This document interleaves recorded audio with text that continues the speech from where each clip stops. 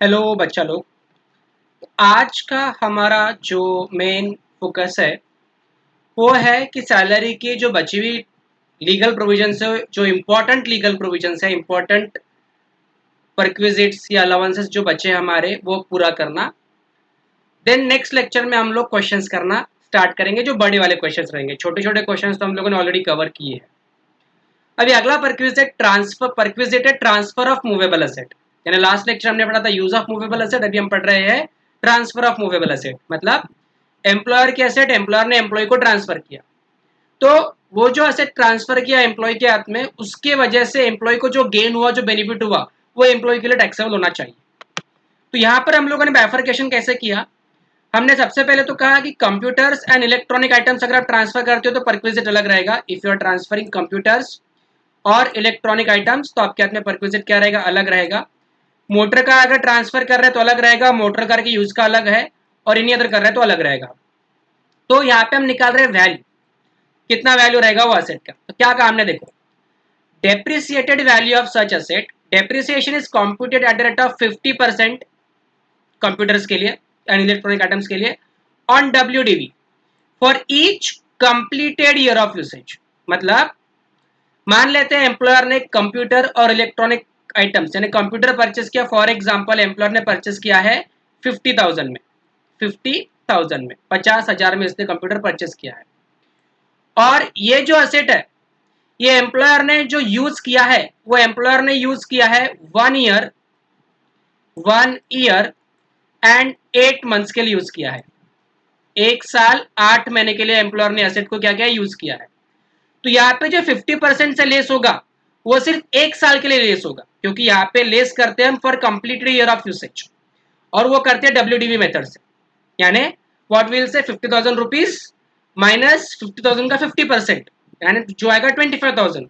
तो 25,000 rupees will be taxable value in the hands of employee for the transfer of computer and electronic items. लेकिन ये जो 25,000 का जो वैल्यू निकला, अगर एम्प्लॉयर एम्प्लॉय से कुछ पैसा रिकवर कर रहा है तो वो पैसा उस 25,000 रुपीज में से क्या हो जाएगा, लेस हो जाएगा। क्या हो जाएगा? कम हो जाएगा, लेस हो जाएगा। ठीक है। तो अभी आगे बढ़ते हुए हम लोग देखते हैं। अब मान लेते यही कंप्यूटर एम्प्लॉयर ने ट्रांसफर किया एम्प्लॉय को आफ्टर 2 years and 9 months, 2 साल 9 महीने के बाद में ट्रांसफर किया।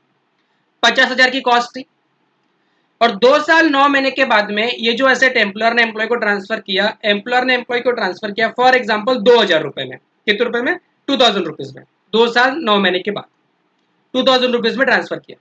तो सबसे पहले मुझे कंप्यूटर का वैल्यू निकालना पड़ेगा। तो मैं बोलूंगा परचेस कॉस्ट कितनी है सर? 50,000। ईयर ऑफ यूसेज कितना है? 2 years 9 months, बट हमको कितना चाहिए? Completed years. तो कंप्लीटेड ईयर्स कितने? सिर्फ 2 years। तो हम क्या करेंगे? 50,000 माइनस 50% ईयर वन का डेप्रिसिएशन। तो लो कैलसी पे 50,000 माइनस 50%, 25,000 हुआ, ये ईयर वन के लिए हुआ। डब्ल्यूडीवी मेथड का है, तो ईयर टू के लिए डेप्रिसिएशन कितने पे आएगा? 25,000 पे आएगा। तो 25,000 में से 50% का कितना आया? 12,500। तो 12,500 सर इस कंप्यूटर की वैल्यू है।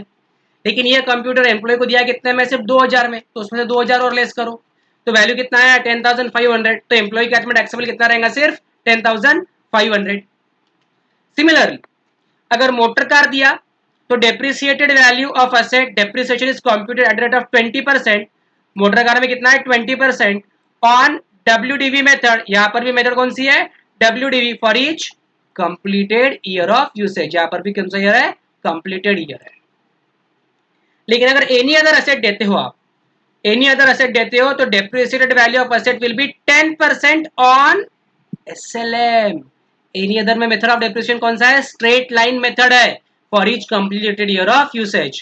कंप्यूटर में 50% डब्ल्यूडीवी, मोटर कार में 20% डब्ल्यूडीवी, और एनी अदर में 10% एसएलएम। ये वाले मेथड यूज कर रहे हैं, और ये लेस करके जो वैल्यू आएगा वो है value of asset.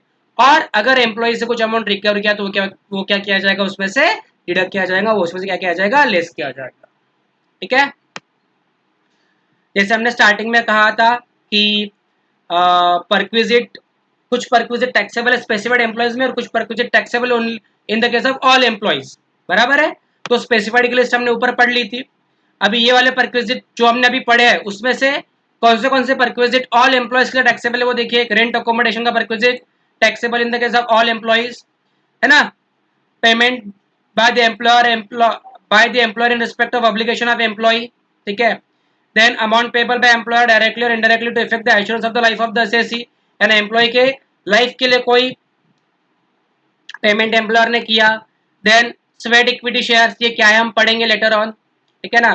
Then amount of contribution to approved superannuation fund, अब यहाँ पे ध्यान रखना है, the amount of any contribution to an approved superannuation fund by employer in respect of an SSC to the extent it exceed 1,50,000। मतलब superannuation क्या है ये आप लोगों ने लेबर लॉ में पढ़ा होगा।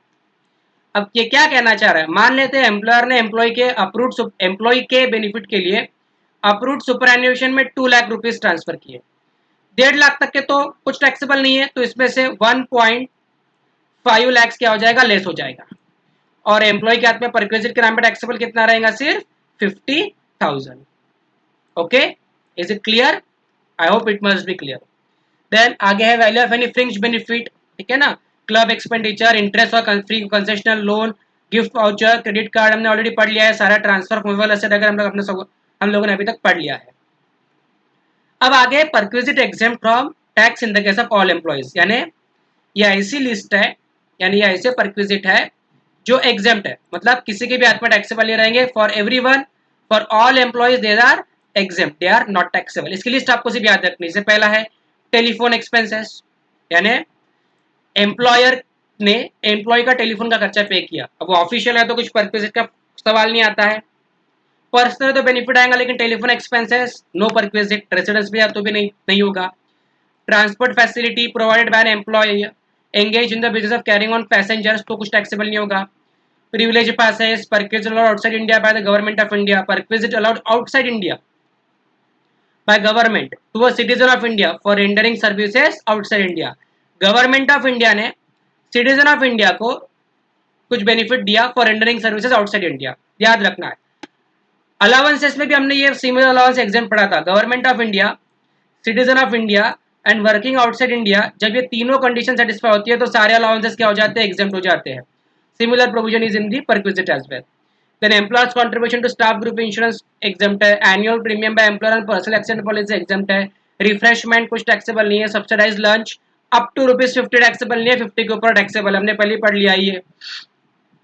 Then recreational facility not taxable, amount spent on training on employees not taxable, है ना, such sum payable by employer to the RPF और an approved superannuation not taxable, leave travel concession जिसका exemption हम लोगों ने ऑलरेडी पढ़ लिया है, rent free official residence, supreme court और हाई कोर्ट के जजेस को मिल रहा है not taxable, rent free furnished accommodation अगर ऑफिसर ऑफ पार्लियामेंट या union minister and leader of opposition मिल रहा है तो, अपोजिशन इन पार्लियामेंट मिल रहा है तो not taxable, conveyance facility etcetera, सारे आपको चीजें दी है जो कि परक्विजिट पूरी तरीके से एक्सेप्ट है।